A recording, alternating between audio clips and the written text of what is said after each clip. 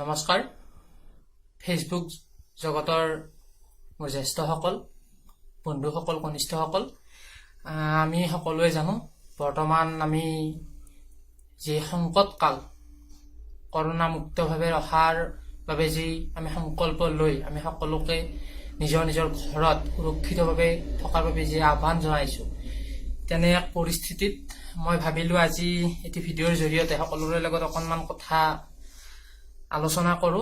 পোনপ্ৰথমেই আহিছো ক'বলৈ আচলতে বেয়া লাগে সেইসকল ৰাজনৈতিক ব্যক্তি বুলিয়ে কৈছো যিসকল ৰাজনৈতিক ব্যক্তিয়ে সদৌ অসম ছাত্ৰ সন্থাক সমালোচনাৰে সকাহ কৰিছে যে এই মুহূৰ্তত সদৌ অসম ছাত্ৰ সন্থাৰ সন্মানীয় উপদেষ্টা সমুজ্জ্বল ভট্টাচাৰ্য ডাঙৰীয়াকে প্ৰমুখ কৰি সন্মানীয় সাধাৰণ সম্পাদক সন্মানীয় সভাপতি গোটেইসকলক আনকি আঞ্চলিক পৰ্যায়ৰ নেতা কৰ্মীসকলক তেওঁলোকে যি ধৰণে আক্ৰমণৰ লক্ষ্য কৰি লৈছে তেওঁলোকক এটি কথা ক'ব বিচাৰো এজন সাধাৰণ অসমীয়া ডেকা হিচাপে তথা এজন সাধাৰণ আশুকৰ্মী হিচাপে ৰাজ্য চৰকাৰ তথা কেন্দ্ৰীয় চৰকাৰৰ যি কৰোনামুক্ত অসম বা কৰোনামুক্ত ভাৰতৰ বাবে যি প্ৰচেষ্টা এই প্ৰচেষ্টাত সদৌ অসম ছাত্ৰ সন্থা সম্পূৰ্ণ সহযোগিতা আগবঢ়াইছে।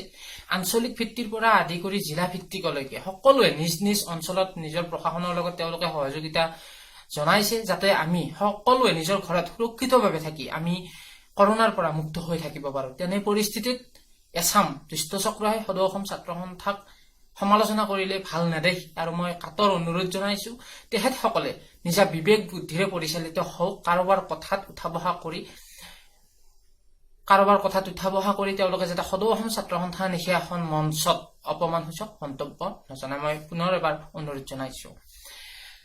সকলো আমি ঘৰতে আছো নিশ্চয়।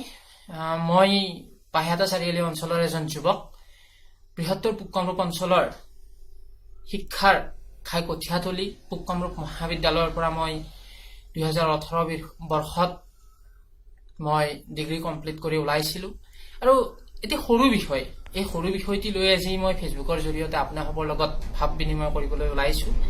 আচলতে কিছু ক্ষেত্ৰত দেখিবলৈ পোৱা যায় মহাবিদ্যালয় পৰ্যায়ত বা হায়াৰ ছেকেণ্ডাৰী পৰ্যায়ত অথবা বিদ্যালয় পৰ্যায়তে হওক আচলতে ছাত্ৰ নেতৃত্বৰ প্ৰয়োজনীয়তা কিমান বা আমি কিমান তাৰ প্ৰতি আমি দায়বদ্ধ আমি সচৰাচৰ দেখিবলৈ পাইছো যে ছাত্ৰ নেতৃত্বৰ কথা ক'বলৈ গ'লে আমাৰ অভিভাৱকে হওক বা যিকোনো এজন ছাত্ৰ বা ছাত্ৰীয়ে পিছ হুহুকি মাৰা দেখা যায়।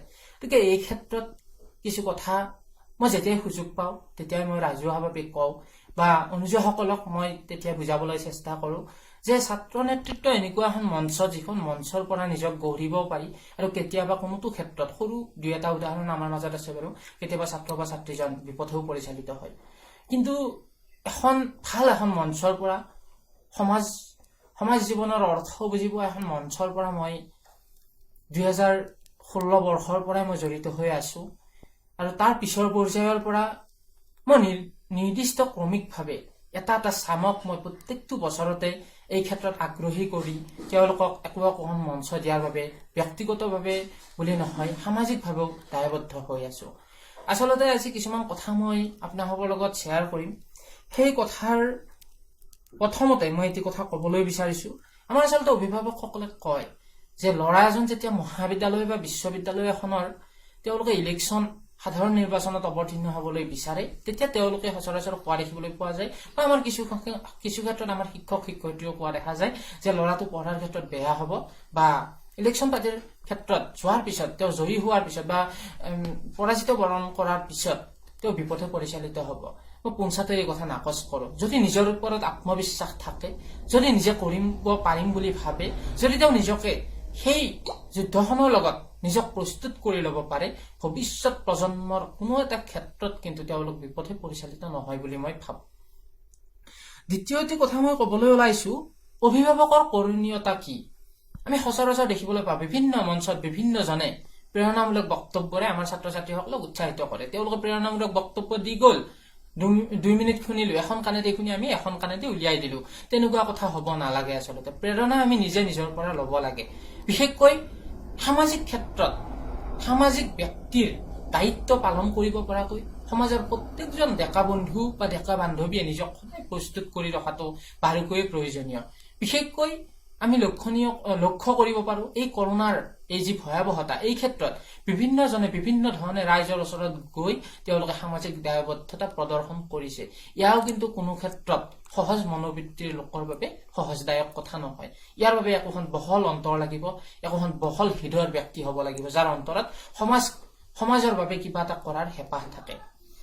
ইয়াৰ উপৰি মই আহিছো এইবাৰ মহাবিদ্যালয় বা বিশ্ববিদ্যালয় নতুবা বিদ্যালয় পৰ্যায়ৰ সাধাৰণ নিৰ্বাচনৰ কথা লৈ।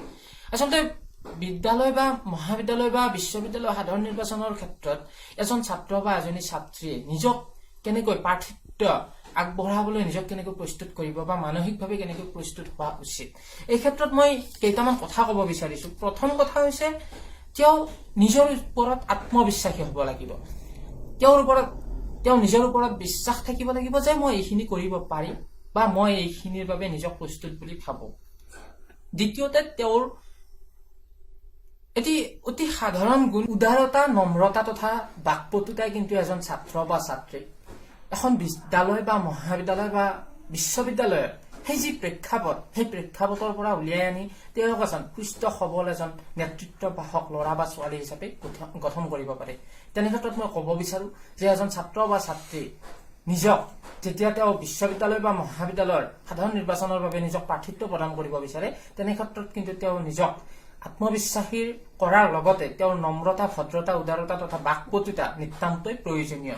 দ্বিতীয়তে মই ক'ব বিচাৰো তেওঁ সমভাৱাপন্ন ব্যক্তি হ'ব লাগিব। তেওঁ ধৰ্ম বৰ্ণ নিৰ্বিশেষে তেওঁ সকলোকে সমান দৃষ্টিৰে চাব পৰা লোক হ'ব লাগিব। তৃতীয়তে সকলোৰে লগত সমিলভাৱেৰে মিলা প্ৰীতিৰে তেওঁ চলিব পাৰিব লাগিব। আৰু শেষত এটা মুখ্য কথা মই ক'ব বিচাৰিছো, কোনোদিন সমালোচনাক ভ্ৰক্ষেপ কৰিব নালাগিব। যদি সমালোচনাক গুৰুত্ব দিয়ে তেতিয়া কিন্তু জীৱন পথৰ কাইটীয়া বাটবোৰত কাহানিও তেওঁ আগুৱাই যাব নোৱাৰিব অথবা সফল হ'ব নোৱাৰিব। গতিকে প্ৰাৰম্ভিক পৰ্যায়ত আজি মই ভাবিলো যিহেতুকে ঘৰত সকলো বন্দী হৈ আছে, গতিকে মোৰ কনিষ্ঠ ভাই বন্ধুসকললৈ যিহেতুকে সকলোৰে মনত এখন মহাবিদ্যালয় বা এখন বিশ্ববিদ্যালয়ৰ নতুবা এখন বিদ্যালয়ৰ এজন সাধাৰণ সম্পাদক বা এজনী সাধাৰণ সম্পাদিকা হোৱাৰ মানসিকতা তেওঁলোকৰ থাকে, নতুবা ওচৰ পাজৰে যেতিয়া এজন ল'ৰা বা ছোৱালী এখন মহাবিদ্যালয় বা বিশ্ববিদ্যালয়ক প্ৰতিনিধিত্ব কৰি ওলাই আহে, তেনে পৰিস্থিতিত তেওঁলোকৰ মনত এটা ভাৱ থাকে, কিন্তু তেওঁলোকে অভিভাৱক বা শিক্ষক শিক্ষয়িত্ৰীৰ হেঁচাৰ ফলত তেওঁলোকে নিজক কিন্তু বান্ধি ৰাখিবলগীয়া হয়। তেনে ক্ষেত্ৰত আশা ৰাখিছো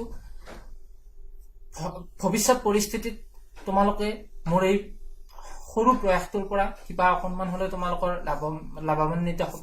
আৰু ব্যক্তিগতভাৱে যদি তোমালোকে কেতিয়াবালৈকে মোৰ পৰা এই ক্ষেত্ৰত কিছু কথা সুধিবলগীয়া থাকে, তেন্তে মোক ফেচবুকত তোমালোকে যোগাযোগ কৰিব পাৰিবা। পুনৰ এবাৰ ৰাইজক অনুৰোধ জনাইছো, ঘৰতে থাকক, সুৰক্ষিত থাকক। এই সময় ছাত্ৰ সন্থাক আলোচনা কৰাৰ সময় নহয়, এই সময় হিমন্ত বিশ্ব শৰ্মাক আলোচনা কৰাৰ সময় নহয়, এই সময় বিৰোধী শাসক আমাৰ NGOৰ পৰা আদি কৰি জাতীয় সংগঠনবোৰলৈকে সৰু বৰ সকলো কৰ্মী একগোট হৈ ৰাইজক বুজোৱাটো দৰকাৰ, যাতে আমি মহামাৰীৰ পৰা নিজক সুৰক্ষিত ৰাখিব পাৰো। আজি আমি জীয়াই থাকিলেহে কালি আমি ৰাজনীতি কৰিব পাৰিম, আজি জীয়াই থাকিলেহে কালি আমি আনক সমালোচনা কৰিব পাৰিম। আজি যদি তুমি মই জীয়াই থাকো তেতিয়াহ'লেহে কালিৰ সমুজ্জ্বল কুমাৰ ভট্টাচাৰ্যক আমি প্ৰশ্ন তুলিবলৈ সক্ষম হ'ম। গতিকে মই সকলোকে পুনৰ এবাৰ অনুৰোধ জনাইছো, আৰু যদি পাৰে এজন সাধাৰণ কৰ্মী হিচাপে, এজন সাধাৰণ যুৱক হিচাপে মই অনুৰোধ জনাইছো, সন্মানীয় অসমৰ স্বাস্থ্যমন্ত্ৰী ডক্টৰ হিমন্ত বিশ্ব শৰ্মা ডাঙৰীয়াৰ লগত আমিও সহযোগ কৰোৱা হওক। বিশেষকৈ অসমখনক কেনেকৈ কৰোণামুক্ত কৰি ৰাখিব পাৰি, কেনেকৈ আমাৰ ওচৰে পাজৰে বাটে পথে ঘূৰি ফুৰা ডেকা বন্ধুসকলক বা আই মাতৃসকলক কেনেকৈ বুজাই ৰাখিব পাৰি, তাৰ বাবে ব্যৱস্থা গ্ৰহণ কৰোৱা হওক। শেষত যুৱ চামৰ সদায় উন্নতি বিচাৰো, আজিৰ যুৱ সমাজ কাইলৈ দেশৰ ভৱিষ্যত। গতিকে পুনৰ এবাৰ যুৱ চামক উদ্দেশ্যি এষাৰ বাক্যৰে সামৰিব বিচাৰিছো, বাজক দবা, বাজক শংখ, বাজক মৃদংগ খোল, অসম আকৌ উন্নতিৰ পথত, জয় আই অসম বল, জয় আই অসম। ধন্যবাদ।